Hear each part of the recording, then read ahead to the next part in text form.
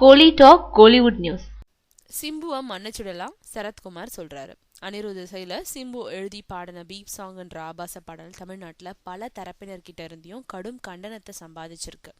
இது தொடர்பா பல வழக்குகள் தொடரப்பட்டிருக்கு. இந்த நிலையில சிம்புவை மன்னிச்சுடலாம்னு சரத்குமார் சொல்லியிருக்காரு.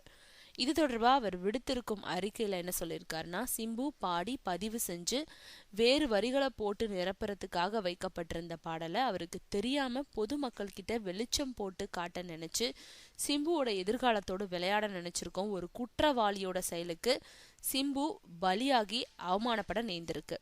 அவரோட தந்தை டி ராஜேந்தர் கண்ணீரோடையும் கவலையோடையும் இதற்கான விளக்கத்தை சொல்லியிருக்காரு.